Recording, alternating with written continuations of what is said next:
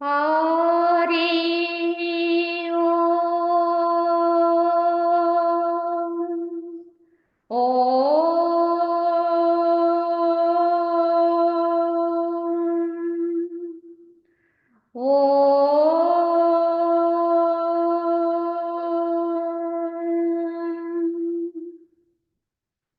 शुक्लाम्बरधरं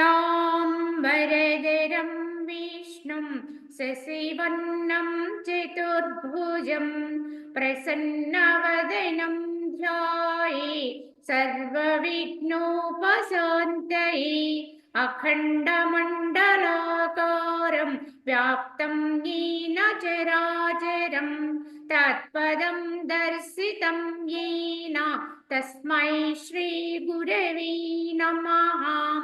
ॐ गुरुर्ब्रह्मा गुरुर्विष्णुः गुरुर्देवो महेश्वरः गुरुसाक्षात् परं ब्रह्म तस्मै श्रीगुरवे नमः। वन्दे परब्रह्मचिदात्मकं सद्वन्दे गुरुं शान्तमुमेशमीशं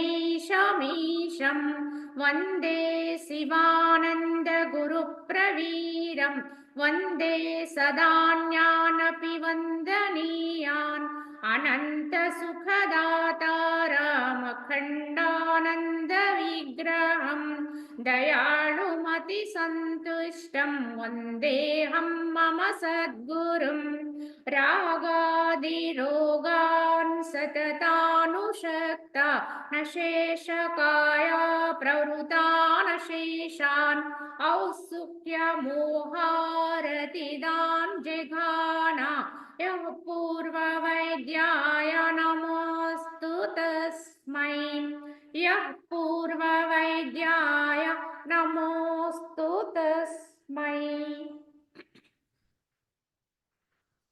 ఓం శ్రీరామచంద్ర పరబ్రహ్మణే నమః. శ్రీ వశిష్ఠ గీత స్థితి ప్రకరణము. ఇందు మనము జీవుని కర్తవ్యము ఈ అంశం గురించి మాట్లాడుకుంటున్నాం. వశిష్ఠుల వారు శ్రీరామచంద్రుల వారితోటి ఉద్ఘాటిస్తూ జీవుడుగా ఉన్నాము కనుక, మనం మానవ జన్మకు వచ్చి ఉన్నాము కనుక మనం ఏమేమి చేయాలి, జీవుడుగా ఉండవలసిన కర్తవ్యం ఏమిటి ఇత్యాదివన్నీ కూడా మనకి కొంతవరకు విశదీకరించారు.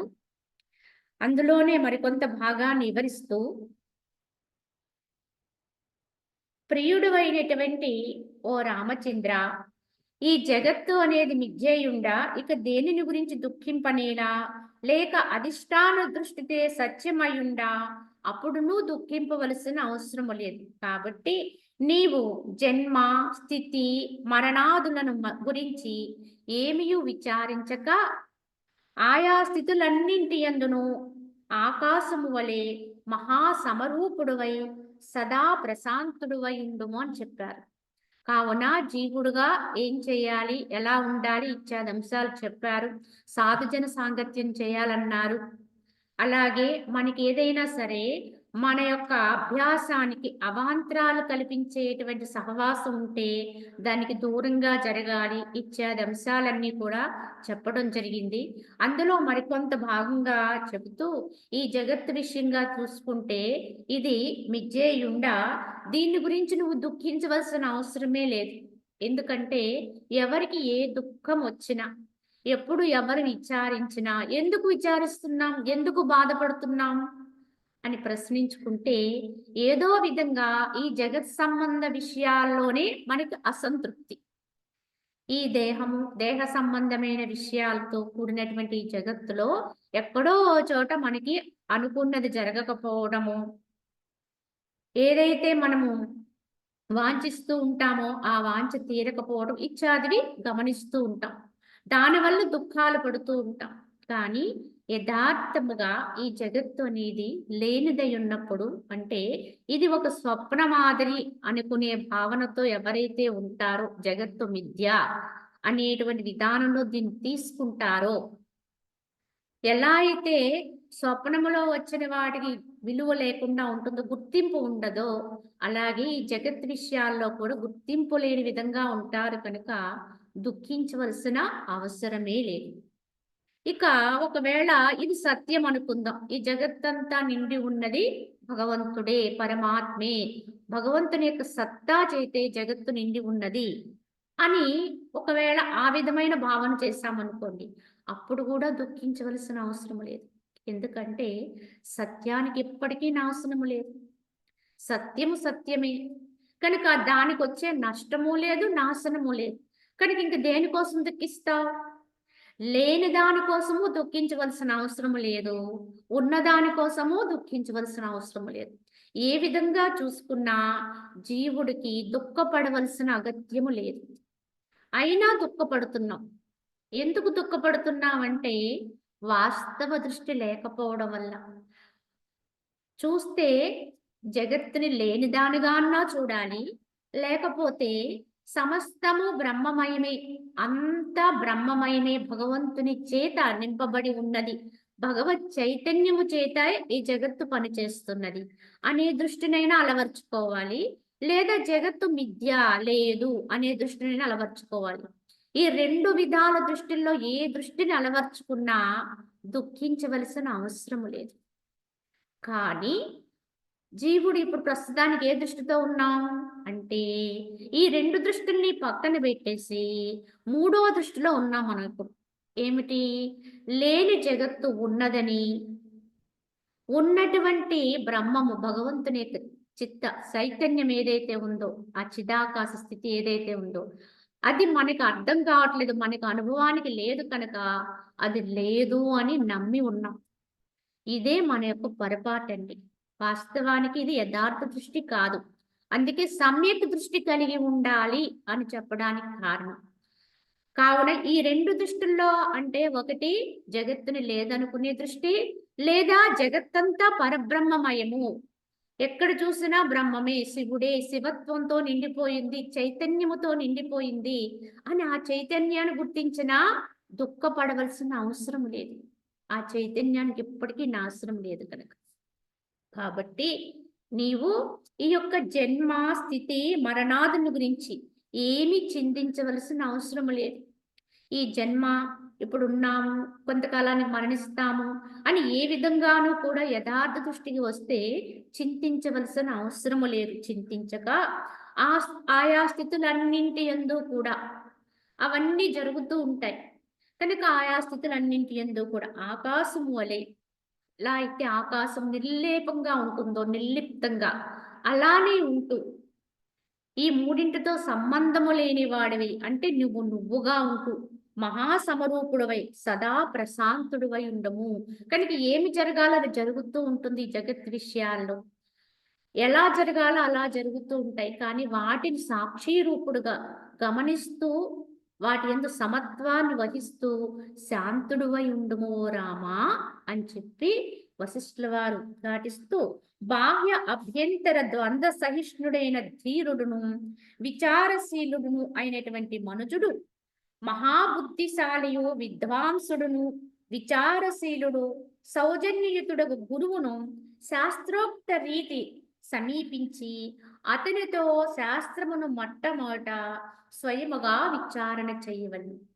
కానీ ఇటువంటి తత్వం మనకి అలవడాలి అంటే ఈ జగత్తు లేదు, బ్రహ్మముతో నిండి ఉన్నది, బ్రహ్మమే సత్యము అనేది మనకి అభ్యాసంతో అలవడాలి అంటే తప్పకుండా ఏమి చెయ్యాలి అంటే ఈ యొక్క బాహ్య అభ్యంతర ద్వంద్వ సహిష్ణుడైన ధీరుడును విచారశీలుడు అగు మనుజుడు ఎవరిని ఆశ్రయించాలి అంటే దానికోసం ఎవరైతే అన్వేషణ చేస్తూ ఉంటారో, బ్రహ్మ సత్యము భగవంతుని యొక్క తత్వాన్ని అనుభవంగా పొందాలి అనే అన్వేషణలో ఉంటారో అట్టివారు మహాబుద్ధిశాలియు విద్వాంసుడు అనుభవశీలుడు అయినటువంటి విచారశీలుడు, విచారణ చేయగలిగినటువంటి సౌజన్యయుతుడైనటువంటి చాలా శాంతియుతంగా ఉండేటువంటి సౌజన్యంతో ఉండేటువంటి గురువును శాస్త్రోక్త రీతి విచారించి కావున అతన్ని సమీపించి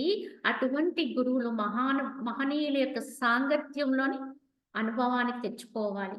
కనుక అటువంటి గురువుని ఆశ్రయించాలి, సమీపించి అతనితో శాస్త్రమును మొట్టమొదట స్వయముగా విచారణ చేయాలి. కావున మనకి ఏమీ తెలియనటువంటి తత్వాన్ని ఏదో ఒక మహనీయుడు ద్వారా విచారణ చేయకపోతే, దాన్ని శ్రవణం చేయకపోతే అది మనకి ఎప్పటికీ అర్థం కాదండి, తెలియదు. కావున మొట్టమొదటి జీవుని కర్తవ్యంగా సజ్జన సాంగత్యమే చెబుతూ వచ్చారు. ఈ సజ్జన సాంగత్యానికి పెద్ద పీట వేశారు. కావున సాధు మహాత్ములు ఎక్కడున్నారా, వారు ఏమి ప్రబోధం చేస్తారా అని సాధకుడు వెతుక్కుంటూ ఉండాలి. వారి నుంచి వచ్చేటువంటి అనుభవశీలమైనటువంటి మాటల్ని గ్రహించుకుంటూ తద్వారా శాస్త్రాన్ని విచారణ చేస్తూ ఉండాలి. ముఖే ముఖే సరస్వతి కనుక ఎవరి నోటి నుంచి ఏమి వస్తుందా అన్నట్టుగా ఎప్పుడు దానికోసము తహతహలాడాలి, పరితాపం ఉండాలి. కావున ఈ విధముగా విచారణ చెయ్యాలి. సౌజన్యయుక్తుడు, తృష్ణారహితుడును, విద్వాంసుడును, మహాత్ముడు అయిన గురువుతో శాస్త్రమును స్వయముగా లెస్సగా విచారణ సలిపిన మనుజుడు మనోనాశ సమాధి రూపమైనటువంటి మహాయోగము ద్వారా పరమాత్మ పదమును పొందగలుగుతాడు. ఈ యొక్క సజ్జన సాంగత్యం గురువును ఆశ్రయించడం ద్వారా వచ్చే ప్రయోజనం ఏమిటి? ఆ గురువు కూడా సద్గురువు అయి ఉండాలి. కావున ఆ గురువు ఎటువంటి వాడు? సౌజన్యయుక్తుడై ఉంటాడు, తృష్ణారహితుడు, ఏ ఆశ లేనివాడై ఉంటాడు, విద్వాంసుడై ఉంటాడు. మహాత్ముడైన గురువుతో స్వయముగా, అంటే వారెక్కడో ఉండి మనం ఎక్కడో ఉండి అభ్యాసం చేసేదానికంటే కూడా ప్రత్యక్షంగా వారి యొక్క సన్నిధానములో గురువు చెంత చేరి విచారణ చేస్తేనే ఉత్తమ ఫలం అండి యథార్థంగా అయితే. కావున ఈ విధంగా గురువుతో స్వయముగా ఎవరైతే శాస్త్రాన్ని విచారణ చేస్తారో లెస్సగా అటువంటి మనుజుడే ఈ యొక్క అమనస్క స్థితి, అంటే మనస్సు లేని స్థితిని కావచ్చు, సమాధినిష్ట కావచ్చు, ఇత్యాది మహత్తరమైన తత్వం మహాయోగము ద్వారా పరమాత్మ పదమును పొందగలుగుతాడు. అందుకే తప్పకుండా గురువుని ఆశ్రయించి వారి సాన్నిధ్యములో శాస్త్రాన్ని విచారణ చేయగలిగి ఉండాలి. కావున ఓ రాఘవ, సమస్త బాహ్య పదార్థ చింతారహితమైనదియు, లోన పరమాత్మతోటి ఏకీభావం అనే కళతో కూడుకున్నటువంటిదియు, ముక్తుల యొక్క అనుభవమును కలిగి ఉన్నదియు, విభాగ వర్జితమైనదియు అయినటువంటి మనస్సు ముక్తిని పొందినట్లే, ఇందు సందేహము లేదు. ఎటువంటి మనస్సు మనకి చేకూరితే మనం ఎక్కడున్నామో తెలుసుకోవచ్చు. ఎలాంటి మనసు ఉంటే అది ముక్తి భాగమై ఉందో చెబుతున్నారు ఇక్కడ. సమస్త బాహ్య పదార్థ చింతారహితమైనది, ఈ బాహ్య భౌతిక పదార్థముల గురించి ఎటువంటి చింతలు లేనిది, ఎటువంటి ఆలోచనలు, వాటి గురించిన తపన లేనటువంటిది, వాటిని వాటిగాని యాదాలాపంగా జరుగుతూ ఉంటాయి అన్నట్టుగా ఎవరైతే ఉదాసీనత్వంతో ఈ భౌతికమైనటువంటి పదార్థాలే కావచ్చు, వ్యక్తులే కావచ్చు, విషయాలే కావచ్చు, ఏవైనా సరే వాటి ఎందు చింత లేని తత్వం రావాలి. ఈ విధంగా బయట ఉదాసీనత్వం ఉండాలి, లోపలేముండాలి అంతరములో అంటే ఎల్లప్పుడూ కూడా భగవంతునితోటి, పరమాత్మతోటి ఏకీభావం, స్వయం తానేమైతే అయ్యిందో అదే భగవంతుడు కనుక ఆ పరమాత్మతో ప్రియత్వంతో ఏకీకృతమై అచ్చోటే తన ఇంట్లో తానున్నట్టుగా ఇంక వేరే సంబంధం లేనట్టుగా ఎవరైతే లోపల పరమాత్మతోటి ఏకీకృత భావనతో ఉంటూ, ఇదొక కళ అండి, దీన్ని కళగా పోల్చారు. భౌతికంలో మనకి ఎన్నో విద్యలు ఉంటాయి, ఎన్నో రకాల నైపుణ్యాలు ఉంటాయి, ఒక్కొక్కరిలో ఒక్కొక్క కళ ఉంటుందని చెప్తాం. అలానే ఇలా జీవించగలిగిన వాడికి యథార్థమైనటువంటి ఆధ్యాత్మిక కళ ఉంటుంది వారి దగ్గర. కనుక బయట దేనితోటి ఏ విధానంలోనూ ఎవరి గురించి దేని గురించి చింత లేని వారు, ఆ భావన లేనటువంటి వారు, ఆలోచన లేనటువంటి వారు ఉదాసీనంగా ఉంటారు. లోపల మాత్రము ఎల్లప్పుడూ దాని కొరికే జీవిస్తూ ఉంటారు. కనుక ఆ పరమాత్మ అనుసంధానములో ఉంటూ ఉంటారు. ఇది ఒక కళ, నిపుణత్వంతో ఉంటారు. కనుక ఈ విధంగా లోపల ఇలా ఉంటారు, బయటికి అలా ఉంటారు. ఈ బయటికి ఇలా ఉండి లోపల ఇలా ఉండడాన్ని నటన అంటారు. లోపల బయట ఒకలా ఉండాలి అనుకుంటాం, కానీ అది దేని విషయంలో? భౌతిక ప్రాపంచిక విషయములో ఎక్కడా కూడా మర్మము లేనటువంటి విధానం ఉండడం కోసము మనసా వాచ కర్మణ ఒక్కలా ఉండాలని చెప్తారు. మనసులో ఉన్నదే బయట చెప్పాలి, చెప్పింది చెయ్యాలి. ఇది త్రికరణ శుద్ధి. ఈ శుద్ధి ఎందుకు అంటే అంతర్శుద్ధి కలగటం కోసమే. కానీ ఈ శుద్ధి ఎప్పుడైతే కలిగిందో అక్కడ పవిత్రత వస్తుంది. ఆ పవిత్రత ద్వారా లోపల తానైన ఆత్మస్థితిని అనుభవిస్తూ ఉంటాడు, పరమాత్మతోటి ఏకీకృత స్థితి. దాన్ని పొందుట కొరకు ఈ యొక్క త్రికరణ శుద్ధి పాటించాలి. కానీ పరమాత్మ అనుసంధాన అనుభవం ఎప్పుడైతే కలుగుతుందో బయట ప్రాపంచిక విషయాలతోటి తటస్థంగా ఉంటాడు. అప్పుడు అది నటన అవుతుంది. కేవలం నటిస్తూ ఉంటాడంటే లీలా అని చెప్పొచ్చు. ఈ విధంగా ఎవరైతే ఉంటారో ముక్తుల యొక్క అనుభవమును కలిగి ఉన్నది. అలానే మనకి ఎంతో మంది మహానుభావులు చరిత్రలు ఉంటాయి. గతములో ఎందరో ఋషి సత్తములుంటారు. వారి వారి యొక్క అనుభవాలతో కూడినటువంటి ఇతిహాసాలు ఉండొచ్చు, శాస్త్రాలు ఉండొచ్చు, ఉపనిషత్తులు ఉండొచ్చు. వారు చెప్తున్నటువంటి అనుభవాలతో మన అనుభవం సరిపోతూ ఉండాలి. ఈ రకంగా ఉంటే ఇది ముక్తికి నాంది అని చెప్పారు. నాకు ఇలా అనిపిస్తుంది కదా అని దాంతో సరిపోల్చుకుంటూ ఉండాలి. అలానే విభాగవర్జితమైనది, ఎక్కడా కూడా భేదము లేనటువంటిది. ఎవరి మనసుకైతే భేదం కనపడదో ఇటువంటి మనసు ఎవరికైతే ఉంటుందో, ఒకటి బయట చింతన లేని మనసు, రెండు లోపల అంతరములో భగవంతునితో కూడి ఉండే మనసు. ఇలా ఎవరైతే జీవిస్తారో, అలాగే ఎంతో మంది మహానుభావుల యొక్క అనుభవాలతో సరిపోయే అనుభవాలు కలిగి ఉండడం, భౌతికంలో ఎక్కడా భేదము కనపడదు, విభాగవర్జితము, ఇటువంటి మనసు కలిగి ఉంటే వాడు ముక్తిలో ఉన్నట్టే. ఇందు సందేహమే లేదు. ఎవరికి ఈ తత్వం అలవడుతుందో, ఈ స్థితి చేకూరుతుందో వారికి వారే నిర్ణయించుకోవచ్చు, నేను ఎక్కడున్నానని గ్రహించుకోవచ్చు. గ్రహించుకుని ఏం చేయాలి? దాన్ని ఇంకా ఉన్నతం చేసుకోవాలి. నాకేదో వచ్చేసింది అని దాన్ని ప్రకటన చేసి మళ్ళీ అహంకారానికి పోయామనుకోండి, అది అక్కడతో ఆగిపోతుంది. కనుక అందుకే కుహితం అన్నారు. ఈ భగవంతుని యొక్క పరమాత్మ యొక్క అనుభవాల్ని, అనుభూతుల్ని రహస్యం గుహ్యితం పదిలపరుచుకుంటూ ఉండాలి. విలువైన వస్తువుని మనం ఎలా అయితే కుహ్యితం రహస్యంగా దాచుకుంటామో, భగవత్ సంబంధమైన అనుభవాల్ని కూడా అదే విధంగా ఎక్కడ ప్రకటన చేయాలో అక్కడ ప్రకటన చేయాలి. అక్కడ దానికి సంబంధించినటువంటి తత్వం అది అర్థం చేసుకోగలిగిన వారి ముందే దాన్ని ఉచ్చరించి పంచుకోవాలి తప్ప అందరి ముందు ప్రకటన చేసేది కాదు. బయటికి సామాన్యుడు వలె జీవించాలి. ఇలా ఉన్నవాడే ముక్తి భాగుడు అని గ్రహించుకోవాలి.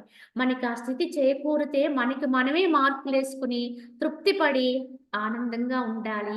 ఈ తత్వాన్ని ఇంకా పెంచుకుంటూ ఉండాలి.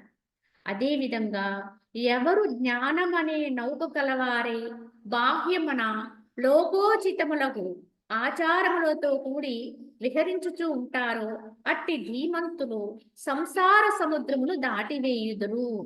కావున ఇక్కడ ఎవరైతే జ్ఞానం అనే నౌక కలిగిన వారే, ఎవరి దగ్గర అయితే ఈ జ్ఞానం అనేటువంటి నౌక ఉంటుందో వాళ్ళు ఈ సంసార సముద్రాన్ని అవలీలుగా దాటివేయగలుగుతారు. ఈ జ్ఞానమనే నౌక కలిగిన వారే బాహ్యమున లోకోచితములుగా ఆచారములతో కూడి విహరిస్తూ ఉంటారు. కావున ఈ విధంగా మనము గ్రహించుకుని వాస్తవానికి మన దగ్గర అంటే ఏదైనా సముద్రం అపారంగా ఉండొచ్చు, కానీ నౌక అనేది ఉంటే దేన్నైనా అవలీలగా దాటగలుగుతాం. అదే విధముగా ఈ యొక్క మాయా సముద్రం ఇది. ఈ సముద్రాన్ని దాటాలంటే మనకి కావలసిన నౌక ఏమిటి అంటే జ్ఞానం. జ్ఞానం అనేది ఉంటే తప్పకుండా ఈ యొక్క మాయా సముద్రం, ఈ సంసార సాగరాన్ని దాటొచ్చు. కావున ఇటువంటి జ్ఞానం అనే నౌకను కలిగిన వారు ఎలా ఉంటారంటే బాహ్యమున ఎలా ఉండాలో అలానే ఉంటారు.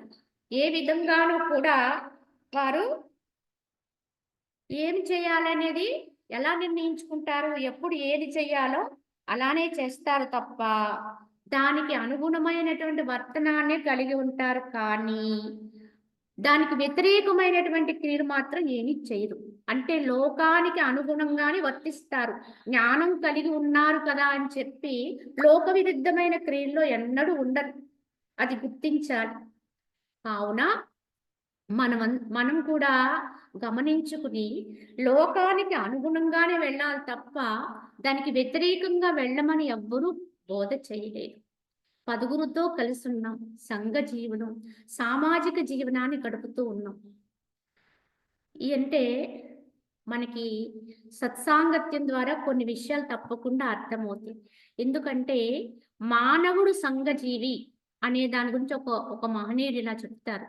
ఏమని అంటే, మిగతా అన్ని రకాల పశుపక్ష్యాదులు ఇతరత్ర జీవులన్నీ కూడా పుట్టగానే ఎవరి యొక్క సహకారం లేకుండానే పుడతాయట. పశువులు కానీ, పక్షి జాతివి కానీ, ఇత్యాదివి ఏవైనా సరే ప్రకృతి సిద్ధంగా అవన్నీ కూడా ఇంచుమించుగా చెప్పాలంటే వేరే వారి ప్రమేయం లేకుండానే జన్మకొస్తాయి. వచ్చిన తర్వాత వేరే వారి సహకారం లేకుండానే తల్లి నుంచి ఆహారాన్ని స్వీకరిస్తాయి. తల్లి పాలు తాగటం కానీ, తల్లి ఇచ్చిన ఆహారాన్ని తీసుకోవడం కానీ, ఇంకా అదనంగా వేరే వారి యొక్క సహకారం ఉండదు. ఉదాహరణకి ఒక ఆవు దూడ పుట్టిందండి. అది ప్రకృతి సిద్ధంగా జన్మకొస్తుంది. అదే విధంగా తనంతట తాను లేచి పుట్టిన వెంటనే తల్లి యొక్క పాలని గ్రోలుతుంది, తాగుతుంది. అలాగే పక్షి జాతి ఉన్నవి గుడ్డు పగులుతుంది, తల్లి పొదిగితే సహజంగానే పగిలి బిడ్డ పక్షి బయటకు వస్తుంది, పిల్ల. తల్లి ఇచ్చినటువంటి ఆహారాన్ని స్వయంగానే తీసుకుంటుంది. ఇలా ప్రతిదీ కూడా ఇంచుమించుగా వాటంతట అవి జీవించే విధానం ఉందట. కానీ ఒక్క మానవ జాతికి మాత్రము పుట్టుక అనేది ఇంకొకరి ప్రమేయంతోనే జరుగుతుందట. వచ్చిన తర్వాత మరి ఆవు దూడ లేచి తల్లి స్తన్యాన్ని తాగింది. కానీ పసిబిడ్డ ఇంకొక సహకారం లేకపోతే తల్లి పాలు తీసుకోలేదు. అంటే జన్మకు వస్తూనే మానవ జన్మ ఇంకొకరి మీద ఆధారపడుతుందట. ఇది ఒక మహనీయుడు ఉద్ఘాటన చేశారు. మానవుడు సంఘజీవి అని ఎందుకు అంటున్నామంటే వారి యొక్క జన్మకు రావడములోనే ఆ విధానం ఉందట. ఇతరత్ర ప్రాణికోట్లన్నీ కూడా వేరే ఎవ్వరు పట్టించుకోకపోయినా ఎక్కడెక్కడో జన్మకొస్తూ ఉంటాయి. అరణ్యాల్లో కానీ ఇలాగ సముద్రాల్లో కానీ ఇతరత్ర ఎక్కడ ఉన్నా, అలాగే పెంపుడు జంతువులు అయినప్పటికీ కూడా వేరే వారి సహకారం లేకపోయినా అవి తల్లిని చేరుతాయి, తల్లి నుంచి ఆహారాన్ని స్వీకరిస్తాయి. కానీ ఒక మానవ జన్మకు వచ్చినటువంటి ఈ యొక్క జన్మలో మాత్రము బిడ్డగా ఇంకొకళ్ళ సహకారం ఉన్నప్పుడే ఆ విధానంలో జీవించగలుగుతారు. అలాగే జన్మకు వచ్చేటప్పుడు కూడా వేరొకరు సహకారంతో బయటకు వస్తుంటారు.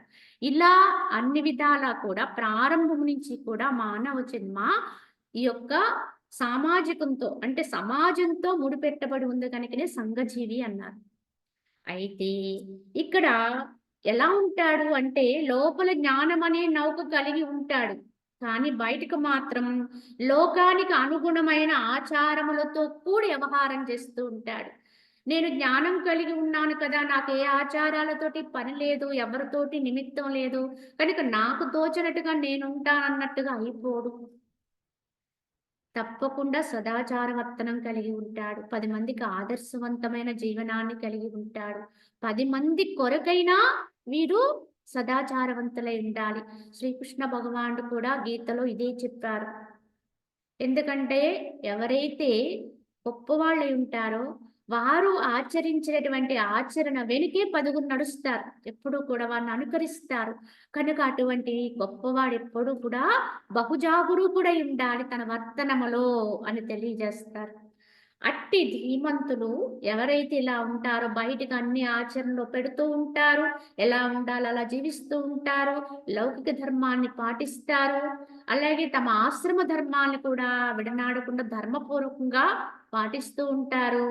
లోపల మాత్రం అంతరములో జ్ఞానం అనే నౌక సత్యాన్ని తెలుసుకుని ఇదేది సత్యం కాదో నిత్యం కాదు అనేటువంటి యథార్థమైన తత్వంతో ముందుకెళ్తూ ఉంటారు.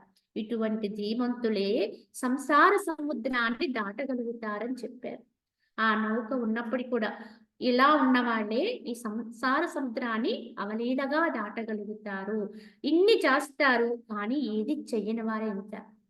అన్నీ పాటిస్తారు కానీ ఏ ఒక్క బంధాన్ని వాళ్ళు పెట్టుకోరు.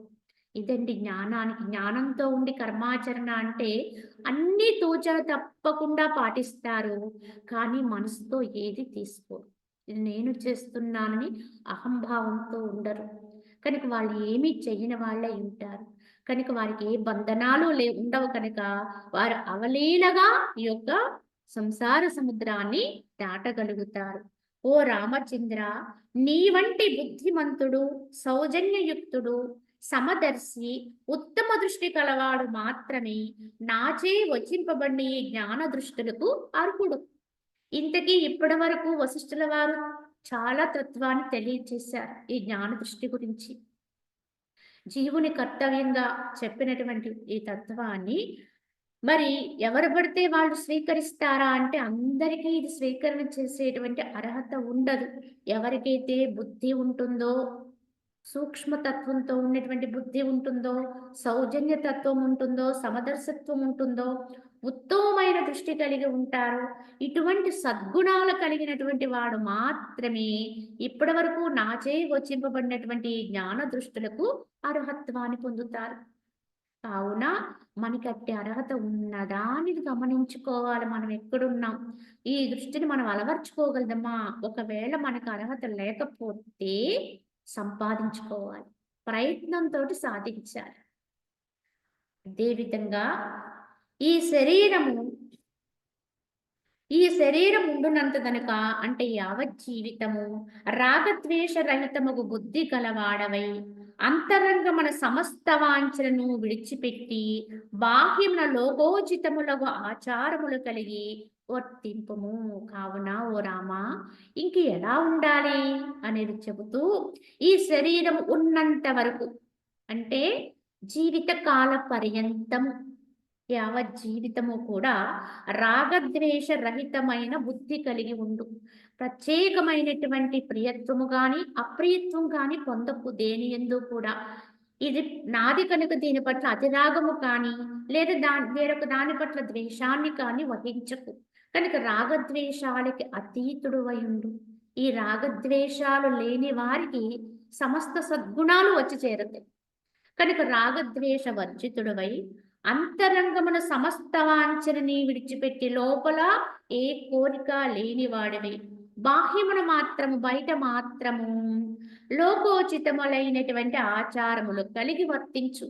లోకములో పదుగురు నడిచేటువంటి మార్గములో ఆచరణలో అది కూడా సదాచారవంతుడవై ఉత్తమమైన ఆచరణ కలిగినటువంటి వాడివై, మూఢనమ్మకాలతో కాదండి, మూఢనమ్మకాలతో కూడిన వ్యవహారం కాదు, సదాచారవంతుడివై వర్తించుము, జ్ఞానంతో వర్తించుము. గుణశాలురగు ఇతర మహనీయులు పరమశాంతిని పొందినట్లు నీవు కూడా పరమశాంతిని పొందము. నక్కల వలె పరవంచకులను, శిశువుల వలె మూఢులను అగవారిని గురించి విచారింప పని లేదు అన్నారు. ఏమన్నారు? గుణశాలురగు ఇతర మహనీయులు ఏ విధంగా అయితే పరమశాంతిని పొందారో నీవు కూడా అట్లే పరమశాంతిని పొందుము. వారందరూ ఈ విధమైనటువంటి ఆచరణ కలిగి ఉత్తమమైన శాంతిని అందుకున్నారు. కావున నీవు కూడా అట్లే ఆచరించి అటువంటి శాంతిని పొందుము అని చెప్పారు. అంతేకాని ఎవరిని అనుసరించకూడదు, మహనీయులనే అనుసరించాలి, వారితోటే పోల్చుకోవాలి, మనకంటే ఉత్తమ తత్వంతో ఉన్న వారితో సరిచూసుకుంటూ ఉండాలి. ఇంకా నేనేం పొందాలి, ఏం అందుకోవాలి, ఇంకా నన్ను నేను సరి చేసుకోవాల్సిన అంశాలు ఏమిటి అనేది ఎప్పుడూ వాళ్ళని అనుసరిస్తూ ఉండాలి తప్ప మనకంటే అధమాధమును చూసి వారికంటే నేను గొప్పగా ఉన్నాను కదా అని సరిపెట్టుకోకూడదు ఎప్పుడు. కావున నక్కల వలె పరమ వంచకులు, శిశువుల వలె మూఢులు అయినటువంటి వారి గురించి ఎందుకు పట్టించుకుంటా, వారి గురించి విచారించి లాభం ఏమిటి? కనుక నీకంటే ఇంకా దిగువ స్థానములో ఎవరైతే దుర్గుణవంతులై ఉంటారో, తమ యొక్క ఆత్మోద్ధరణ విషయంలో ఏమాత్రం ఒక్కడుగు ముందుకు వేయకుండా ఉంటారో, లోక వ్యవహారములో మునిగి తేలిపోతూ ఉంటారో నిరంతరము, వారితో ఎన్నడూ పోల్చుకో. వారికంటే నేను కొంచెం పర్వాలేదు కదా! అప్పుడప్పుడు సజ్జన సాంగత్యం చేస్తున్నాను. కాస్తేదో నేను ఈ యొక్క భగవద్గీత శాస్త్రాల అధ్యయనం చేయగలుగుతున్నాను. పర్వాలేదులే అనుకుంటే ఎప్పటికీ మనం ముందుకు వెళ్ళలేమండి. అలానే ఉండిపోతాం. కనుక మహానుభావులు ఎందరో ఉన్నారు. ప్రత్యక్షంగా ఉన్నారు, పరోక్షంగా ఉన్నారు. అలనాడున్నారు, ఈనాడున్నారు, ఎప్పుడూ ఉంటారు. కనుక వారిని ఆశ్రయించి, వారి తత్వాన్ని అర్థం చేసుకుంటూ, అటువంటి సాధు మహాత్ములు ఎక్కడ మనకి దొరుకుతారా అని వెతుక్కుంటూ ఉండాలి. అలాగే గతములో ఉన్న వారి యొక్క అనుభవాల్ని పరిశీలన చేస్తూ ఉండాలి. ఇలాగ మనం ఉద్ధరించుకోవాలి. ఇంకా ముందుకెళ్ళాలి. ఇంకా మన భావాన్ని శుద్ధి చేసుకోవాలి. ఇంకా శుద్ధి చేసుకోవాలి. ఇలా ఎంత శుద్ధత్వంలోకి వెళ్ళిపోతే అంత ఈ యొక్క అమనస్క స్థితి అనేది సిద్ధిస్తుందండి. దాని కొరకు ఎప్పుడు మనసు ఉవ్విళ్ళూరుతూ ఉండాలి ఎప్పుడిప్పుడా అని. అదే నిజమైన సాధకుని యొక్క లక్షణం అండి. భక్తుడైనా సాధకుడైనా ఎవ్వరైనా సరే, భక్తుడు ఉన్నాడు, ఇంకా అనేక మంది భక్తుల్ని కలవాలి, వారి అనుభవాన్ని తెలుసుకోవాలి అని లోపల తపన పుడుతుంది. ఇదే తపస్సు అండి. తపస్సు అంటే తపన కలిగి ఉండడమే తపస్సు. పరమాత్మ అన్వేషణలో తపన కలిగి ఉండాలి. ఎవరి నుంచి ఏమి మనం తెలుసుకోగలుగుతామా? వారి అనుభవం నుంచి మనం ఏం గ్రహించగలుగుతామా అన్నట్టుగా ఎదురు చూడాలి. కావున శుద్ధ సాత్విక జన్మగల జీవన్ముక్తులకు మనుషుల యొక్క మహాసత్య స్వరూపములైన స్వాభావిక శమదమాది అత్యుత్తమ గుణములు ఏవి కలవో వానిని సంపాదించినచో సామాన్యుడైనప్పటికీ కూడా క్రమముగా జ్ఞాన ప్రాప్తిచే ఉదారమైనటువంటి జన్మను అంటే జీవన్ముక్త స్థితిని అందుకోగలుగుతాడు. ఇప్పుడు మనం సామాన్యులంగానే ఉన్నాం. అంత మాత్రాన మనము నిరుత్సాహపడవలసిన అవసరం లేదండి. ఎక్కడికక్కడే భగవానుడు తోడ్పాటునిస్తూ ఉత్సాహపరుస్తూనే వచ్చారు. నువ్వు ఒక్క అడుగు వేస్తే నేను 10 అడుగులు వేస్తాను నీ వైపు అని హెచ్చరిస్తున్నారు, అని వాగ్దానం చేశారు. కావున ఎలా ఉండాలి? ఈ యొక్క శుద్ధ సాత్విక జన్మగల జీవన్ముక్తులైనటువంటి మనుజుల యొక్క ఎలాంటి మనుజులను అనుసరించాలంటే వాళ్ళు అటువంటి తత్వంతో ఉండి జీవిస్తున్నవారు, ఈ భూమి మీద ఉన్నటువంటి వారిని అనుకరిస్తూ అటువంటి మహాసత్వ స్వరూపులైన స్వాభావిక శమదమాది ఉత్తమ గుణములు ఏవి కలవో వారిని అనుకరించమన్నారు కదా అని చెప్పి వారి వెనుకే ఉండి వారి పాదాలకి నమస్కరించి, నువ్వు భగవంతుడివి, నువ్వు చాలా గొప్పవాడివి, మీరు చాలా మహానుభావులు, ఇవన్నీ మంచిదే అనాలి. ఎందుకంటే వారిని ఆశ్రయించాలి. కానీ అవి అంటూ వారినే పొగుడుతూ మనం మాత్రం ఏమీ పొందలేదనుకోండి, ఉపయోగం లేదండి ఎప్పటికీ కూడా. కావున అనుకరించడము అంటే వారి యొక్క ఆశ్రయత్వంలో ఉండాలి. వారు అంత మహానుభావులు అవ్వడానికి వారిలో ఉన్న తత్వం ఏమిటో గ్రహించాలి. ఆ గొప్పతనం ఏమిటో దాన్ని గుర్తించాలి. ఏ విధంగా ఉంటూ వాళ్ళ శమదమాది లక్షణాలని ఎలా అనుకరిస్తున్నారు, ఎలా పొందారు, ఎలా ఉంటున్నారు, వాళ్ళ లోపల ఎంత సౌమ్యత్వంగా ఉంటున్నారు, సమత్వంతో ఉంటున్నారు, ఈ బయట ఇంద్రియ నిగ్రహాన్ని ఎలా పాటిస్తున్నారు, ఇది గుర్తించి గమనించి వాటిని మన యొక్క ఆచరణలో పెట్టుకోవాలి. వాటిని అభ్యాసం చేయాలి. కష్టమైనా సరే అటువంటి వాటిని పొందుటకు ప్రయత్నం చేయాలి. అప్పుడండి సాధు మహాత్ముల సాంగత్యం యొక్క ఫలం మనకు దక్కేది. వారిని ఆశ్రయించడం వల్ల వచ్చేటువంటి ఉత్తమ ఫలం ఏదో అది మనకి తప్పకుండా చేకూరుతుంది. ఇది గమనించాలండి. ఇక్కడే మనం ఆగిపోతున్నాం చాలా వరకు. ఈ మనుషులుగా మనం చేస్తున్న తప్పిదం ఏమిటి అంటే ఏదో ఒక వ్యక్తి దగ్గర ఆగిపోతున్నాం. కానీ ఇప్పుడు తత్వం అనేది వ్యక్తి దగ్గర ఆగకూడదు. అది శక్తి తత్వంగా ఎదగాలి.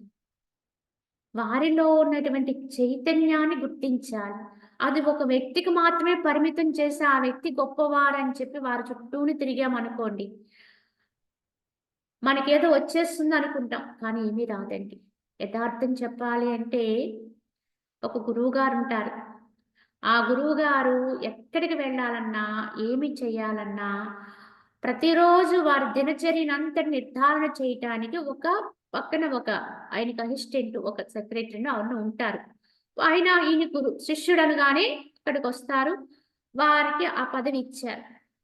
అయితే ఈ పదవిని అలంకరించినటువంటి అతను ప్రతిరోజు కూడా గురువుగారి దినచర్యనంతటిని కూడా నియంత్రిస్తూ, ఈ సమయానికి ఇది ఇక్కడికెళ్ళాలి, అక్కడికెళ్ళాలి, ఇలా చేయాలి అని ఒక పట్టిక తయారు చేసి విడుదల చేస్తున్నారు. దాని ప్రకారమే గురువుగారు ఆయా కార్యక్రమాల్లో పాల్గొంటున్నారు. కొన్ని రోజులకి ఆయనకి ఎంత అహమొచ్చింది అంటే, గురువుగారు అడుగు తీసి అడుగు వేయాలంటే నేను నియంత్రించాలి. నేను వేసినటువంటి పట్టిక ప్రకారమే ఆయన కదులుతారు. కనుక నేను చాలా గొప్పవాడిని అనే అహమొచ్చేసింది. పైపెచ్చు ఈ గురువుగారు ఏ ఏ కార్యక్రమాల్లో పాల్గొంటున్నారు, ఏమేం చేస్తున్నారు, అక్కడ అన్ని చోట్ల కూడా ఎందరో వచ్చి ఆయన ఆశ్రయిస్తున్నారు. ఎందరో ఆయన చాలా గొప్పవాడిగా భావిస్తున్నారు. ఆయనకి సాష్టాంగ వందనాలు చేస్తున్నారు. ఆయన నుంచి వచ్చేటువంటి జ్ఞానాన్ని ఎంతో తపనతోటి గ్రోలుతున్నారు. ఇవన్నీ చూస్తూ ఉంటే ఈయనకి కొంచెం వెటకారంగా కూడా అనిపిస్తది. ఇంత గొప్పవాడిని వీళ్ళందరూ చూస్తున్న ఈయన్ని నేను నియంత్రించినట్టే ఆయన కదులుతున్నారు. కనుక ఇందులో ఇంకేముందిలే, వీళ్ళు తీసుకునేది, వీళ్ళెంతగా తపన పడేటువంటి జ్ఞానమంతా కూడా నాకెప్పుడూ అర్థమైపోయింది. కనుక ఈ గురువు గారితోనే ఉంటున్నాను కనుక నాకు అన్నీ వచ్చు, నాకు అన్నీ తెలుసు అనేటువంటి భావనలోకి వచ్చేసాడు. వచ్చేసి చాలా కాలం అలానే ఉండిపోయాడు. కానీ ఒక రోజున ఒక పరీక్షా సమయం వచ్చింది. ఆ సమయంలో అందరికంటే కూడా ఉత్తమ శిష్యుడు ఎవరు అనే ప్రశ్న వచ్చినప్పుడు ఈయన అనుకుంటాడనమాట, అసలు నాకంటే సామీప్యంగా ఇంకెవ్వరుండరు గురువుగారితో, కనుక నేనే అందరికంటే గొప్పవాడిని అనుకుంటారు. కానీ తీరా ఆ యొక్క నిర్ధారణ జరిగేటప్పటికి ఈయన అందరికంటే ఎక్కడో చివర అసలు ఈయన పేరే ఉండదు. అప్పుడు ఆయన అడుగుతాడు, ఎందుకు, కారణం ఏమిటి అని. అప్పుడు ఆ గురువుగారు చెప్తారు, ఏమిటి అంటే, నువ్వు నాతో ఉంటున్నావు, నువ్వు చెప్పినట్టు నేను ఆడుతున్నాను, కానీ నువ్వు ఎప్పుడైనా అంతరములో ఉండేటువంటి స్థితిని గురించి, ఆ జ్ఞానాన్ని గురించి ఏనాడైనా నువ్వు దాని గురించి పట్టించుకున్నావా, అది గ్రహించేవా? ఏనాడు లేదు. నన్ను వ్యక్తిగా చూసావు, కానీ గురువుగా చూడలేదు, చైతన్యంగా చూడలేదు. ఒక వ్యక్తిగా మాత్రమే గుర్తించావు. ఆ వ్యక్తికి ఎలా ఉండాలో అలానే చేసావు తప్ప అన్యం తెలియదు. ఎందుకంటే చెప్తారు, పాయసాన్నాన్ని వండేటువంటి గరిట ఉంటుంది, అంతా తయారైపోతుంది. తయారయ్యేటంత వరకు కూడా ఆ గరిట సహాయంతోటే దాన్ని కదుపుతూ ఉంటాం. కానీ అంత మధుర పదార్థం తయారైంది. అందరికీ పనిచేసాం. అందరూ దాన్ని తిని ఎంతో మధురంగా ఉందని చెప్పారు. అప్పుడు గరిటెని అడిగారండి, ఇంతకీ పాయసాన్నం ఎలా ఉంది అని అడిగితే, దానికేం తెలుసండి దాని రుచి? కనుక దాంట్లో ఉంది కానీ ఆ పాయసాన్నం యొక్క రుచి గరిటికి తీసుకునే హక్కు లేదు, అర్హత లేదు. ఇదండి మనం చేసే పొరపాటు. చాలా వరకు ఇది గమనించుకుని ఎప్పుడు గురువుని ఒక వ్యక్తిగా చూసినంత వరకు మనకి ఏమీ రాదండి. మనం ఏమీ గ్రహించుకోలేం. ఎవ్వరమైనా ఇదే తప్పిదం చేస్తున్నాం. మనము చూడవలసింది వ్యక్తిని కాదు, ఆ వ్యక్తి ఎటువంటి వాడనేది కూడా గమనించవలసింది కాదు, కానీ ఆ వ్యక్తి బోధ, ఆ వ్యక్తి యొక్క స్థితి, కనుక ఏ స్థితిలో వారు ఉంటున్నారు అది గమనించుకుని నువ్వు ఆ గురువుని ఆశ్రయించవు. కనుక వారు అంత మహత్తరతత్వాన్ని అందుకుండటానికి వారు ఉండేటువంటి స్థాయి, వారు ఏ రకమైనటువంటి ఇంద్రియ నిగ్రహాన్ని కలిగి ఉన్నారు, ఎలా వర్తిస్తున్నారు, దాన్ని గమనించి వర్తించగలిగి ఉండాలి. అప్పుడు దాని నుంచి నువ్వు ఉన్నతిని పొందగలుగుతావు. ఇదిగా మనము గుర్తించాలి. కావున సామాన్యుడైనప్పటికీ కూడా ఇలా ఎవరైతే అనుకరిస్తారో, ఆచరణలో పెట్టుకుంటారో, ఆ శమదమాది గుణాలు తమకు కూడా తెచ్చుకుంటారో, వారంత శాంతిగా ఉంటున్నారు, వారంత నిశ్చలంగా ఉంటున్నారంటే వారు ఆ ఇంద్రియాన్ని ఎలా నిగ్రహిస్తున్నారు, ఎంత నియమబద్ధంగా జీవిస్తున్నారు గమనించండి. ఆ నియమాన్ని మనకు ఆపాదించుకోండి. అప్పుడు దానివల్ల వచ్చేటువంటి మహత్తర ఫలం అనేది మనకి చేకూరుతుంది. అంతేగాని ఆ వ్యక్తిని పట్టుకుని ఆ వ్యక్తి ఇంత గొప్పవాడు, అతని దగ్గర నేనుంటాను కనుక నేను చాలా గొప్పవాడిని అనుకుంటే ఏది మనకి రాదండి, అంటదు. అది గమనించాలి. కావున నికృష్ట జాతి యందు జన్మించినను ఉత్కృష్ట జాతి గుణములను సదా సేవించినచో మనుజుడు ఆ ఉత్కృష్ట జాతిని లక్షణములో పొందుచున్నాడు అన్నాడు. ఇక్కడ నికృష్టము ఉత్కృష్టము రెండు చెప్పారండి. రెండు జాతులు ఉన్నాయట మానవుడు ఎందరూ ఏమిటి అంటే ఇందరూ లేరండి, ఇన్నిగా లేవండి, ఇన్ని తెగలుగా లేవు. కావున ఇక్కడ మనం తెలుసుకోవాల్సింది ఏంటంటే శ్రేయస్సును పొందేటువంటి విధానం రెండు మార్గాలు, శ్రేయో మార్గము ప్రయో మార్గము. అలాగే రెండు జాతులు, ఉత్కృష్టము నికృష్టము. కానీ నికృష్టం అంటే అధమత్వం, పామరత్వం. ఉత్కృష్టము అంటే ఉన్నతి తత్వం, తమను తాము ఉద్ధరించుకునేటువంటి స్థితి. ఈ రెండు జాతులు. ఈ రెండు జాతుల్లో ఉన్నవారు నికృష్ట జాతిలో వాడు జన్మించినప్పటికీ, నికృష్ట తత్వంతో కూడి వాడు జన్మించినప్పటికీ కూడా, అంటే నికృష్టమైనటువంటి అధోమైనటువంటి సంస్కారం కలిగి జన్మించినప్పటికీ కూడా వాడు ప్రయత్నపరుడైతే ఉత్కృష్టమైనటువంటి ఉన్నతమైన జాతి గుణాలు సదా ఆచరిస్తే వాడు కూడా ఉత్కృష్టుడే అవుతాడు. ఇది యథార్థము. ఇదే గీత, మహనీయుల చేత ప్రబోధం చేయబడినటువంటి గీతావాక్యం అండి. ఎందుకంటే అధమత్వంతో ఉన్నవాడు, అధమ జాతిలో జన్మించిన వాడు కూడా ఉన్నతమైనటువంటి తత్వాన్ని ఎప్పుడైతే వారి ఆచరణలో తెచ్చుకుంటారో వాడు ఉన్నతుడే అవుతాడు. ఎందుకంటే భగవద్గీత ఈ పరమ సత్యాన్ని బహిర్గతం చేస్తుంది. యోగ వాసిష్టములో వశిష్ఠుల వారు ఏం చెప్పారో అదే భగవద్గీతలో భగవానుడు చెప్పిన జ్ఞానం కూడా. చాతుర్వర్ణం మయా సృష్టం అని చెబుతూనే ఈ యొక్క 4 రకాలైన గుణాలతో, ఎందుకంటే ప్రతి వర్ణానికి కొన్ని లక్షణాలు చెప్పారండి. ప్రతి వర్ణములో ఉండేవారు కూడా ఈ లక్షణాలు కలిగి ఉన్నవాడిని ఈ రకమైనటువంటి జాతి ప్రత్వర్ణం అనే చెప్పారు తప్ప ఇక్కడ ఇలా పుట్టాడు కనుక వీడు ఇలా అవుతాడని చెప్పలేదు. ఏ లక్షణాలు కలిగి ఉంటే, ఏ గుణాలు కలిగి ఉంటే, ఏ భావనతో ఉంటే వాడు అది అవుతాడు అని చెప్పారు.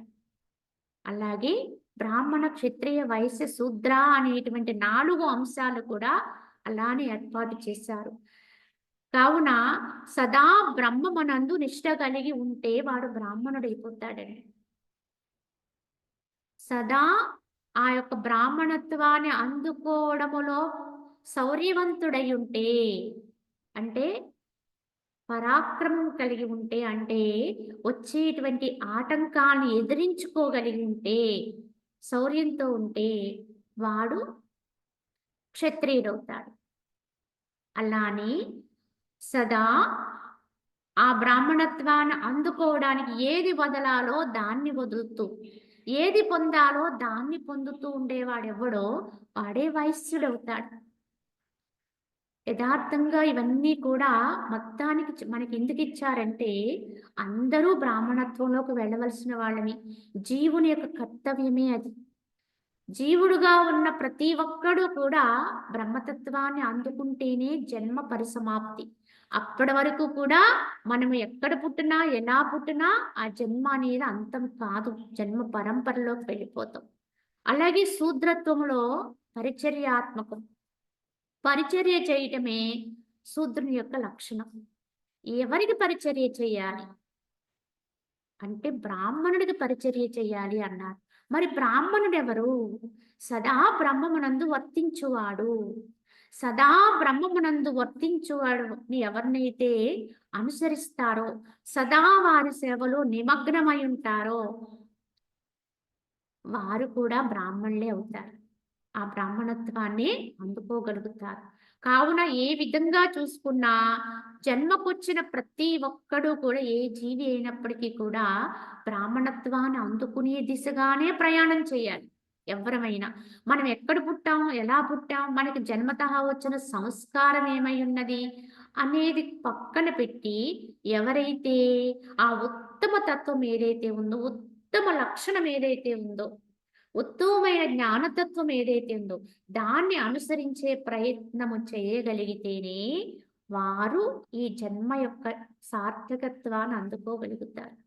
దాన్ని విడిచిపెట్టి కేవలం మనం ఇలా వచ్చాం కనుక ఇలా, మన గుణాలు ఇలా ఉన్నాయి కనుక ఇలానే ఉండిపోదాం, మన జాతి ఇది కనుక ఇలాగే ఉండిపోదాం అనుకుంటే ఎప్పటికీ మనము ఉన్నతం కాలేము, ఉద్ధరించబడలేమన్నారు. సాధు సభలో మహానుభావులు ఎన్నో సాదృశ్యాలు చెప్పారు. అందులో ఒక మహానుభావురాలు ఇలా అన్నారు. ఏమిటి అంటే, మనం తీసుకునేటువంటి విధానం, మనము ఎంచుకునేటువంటి విధానం ఏదైతే ఉందో, అదే మన యొక్క ఉత్కృష్టనైనా, నికృష్టానికైనా పునాది. ఏదైనా సరే. అది మనమే నిర్ధారణ చేసుకోవాలి. మనం ఉత్కృష్ట దిశగా వెళ్ళాలా? నికృష్ట దిశగా వెళ్ళాలా? అంటూ గోడ కట్టుతూ వెళ్తూ ఉంటాడండి ఒకాయన. గోడ కట్టేవాడు ఎప్పుడూ కట్టుకుంటూ పైకెళ్ళిపోతాడు. ఇంకొకాయన బావి తవ్వాలనుకుంటాడు. బావి తవ్వుతాడు. బావి తవ్వుతూ వెళ్ళిన వాడు ఎప్పుడూ కూడా తవ్వుకుంటూ లోపలికెళ్ళిపోతాడు. అంటే ఇక్కడ మనకు అర్థం అవడం కోసం చెప్పిన ఉపమానం ఇది. గోడ కట్టేవాడు పైకెళతాడు. బావి తవ్వేవాడు కిందకెళ్ళిపోతాడు. ఇంతకీ గోడ కట్టాలా? బావి తవ్వాలా? అని నిర్ణయం ఎవరు తీసుకోవాలి? ఎవరికి వాళ్ళని. అంటే గోడ కట్టడం అంటే ఉత్కృష్ట జాతి. ఉత్కృష్టమైనటువంటి దిశగా తన యొక్క ఆత్మని తాను ఉద్ధరించుకుంటూ, బ్రాహ్మణ తత్వాన్ని అనుసంధానం చేసుకుంటూ, ఆ బ్రహ్మమునందే నిష్ఠని పెంచుకుంటూ ముందుకు వెళ్ళేవాడు పైకి వెళ్ళిపోతాడు. ఇదే ఆత్మోద్ధరణ. లేదండి. నేను ఇలా ఉన్నాను కనుక ఇలానే ఉండిపోతాను. కనుక ఇది నా వల్ల కాదు. ఇది చెయ్యలేను. ఏదైతే అది అవుతుంది అన్నట్టుగా ఎవరైతే సోమరితనంతో ఉంటారో, అజాగ్రత్తగా ఉంటారో, ప్రమత్తతతో ఉంటారో వాళ్ళు బావి తవ్వేవాడు ఎలా అయితే లోపలికి వెళ్ళిపోతాడో, అలా ఇంకా ఇంకా కింద తత్వానికి వెళ్ళిపోయే ప్రమాదం ఉంది. కావున మనం ఎలా ఉండాలని మనమే నిర్ధారణ చేసుకోవాలి. ఈ నికృష్టమా? ఈ యొక్క ఉత్కృష్టమా? అనేది. కావున ఇదే విధానములో మనకి స్వామి శివానంద పరమహంస వారు సిద్ధవేదంలో చెప్తారు.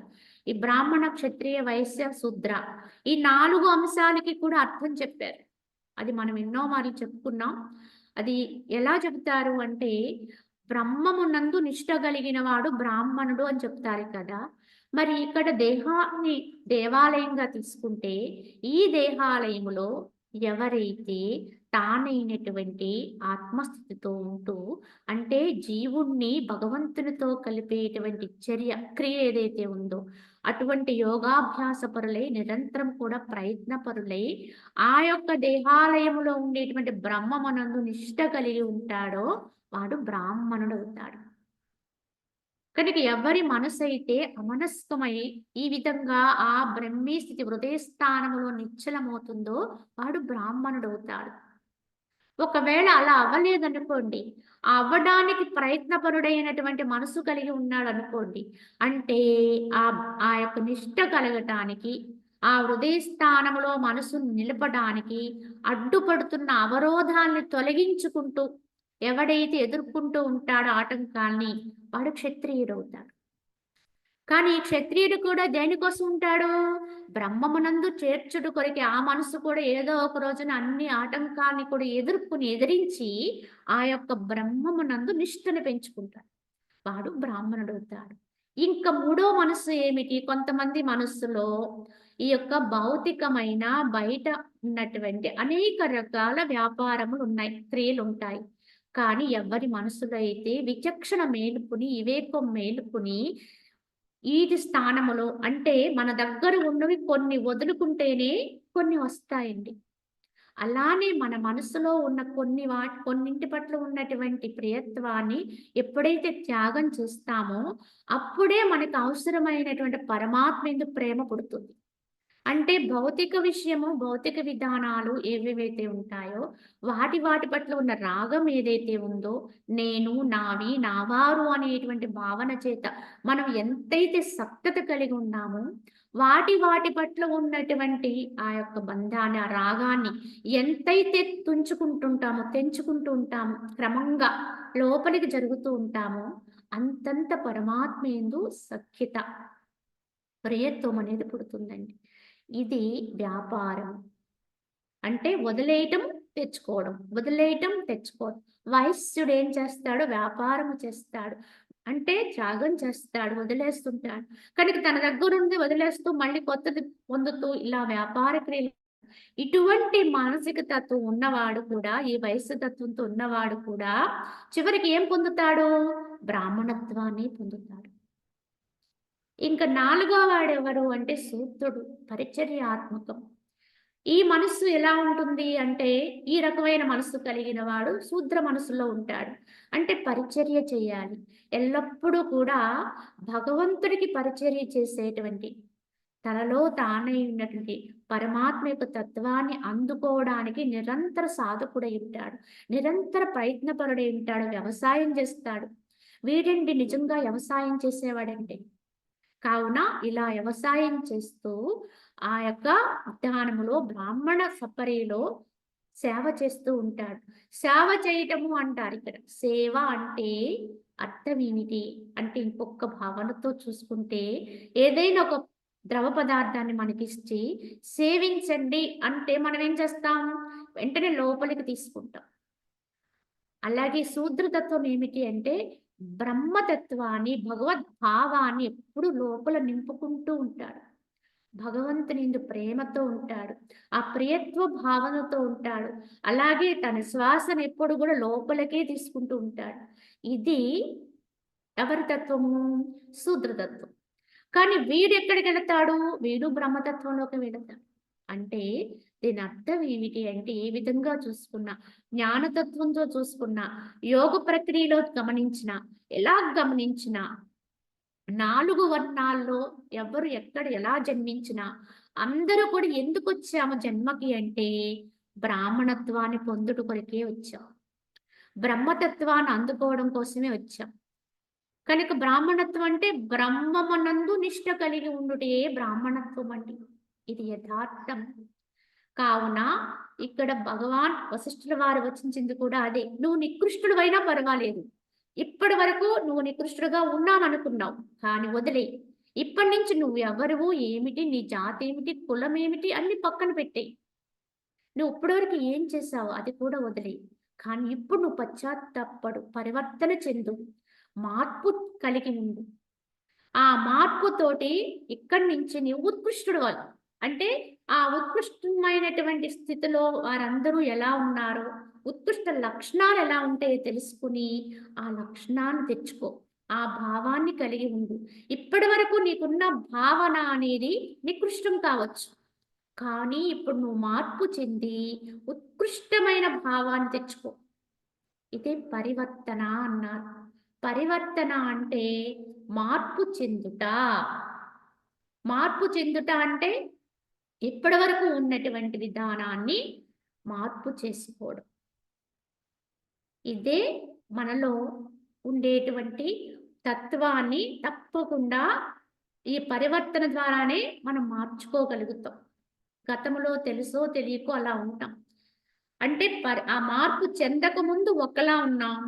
మార్పు చెందిన తర్వాత ఒకలా ఉంటామండి. ఈ పరివర్తన వస్తే. కావున ఈ విధానాన్ని గమనించాలి. దీన్ని ద్విజత్వము అని కూడా అంటారు.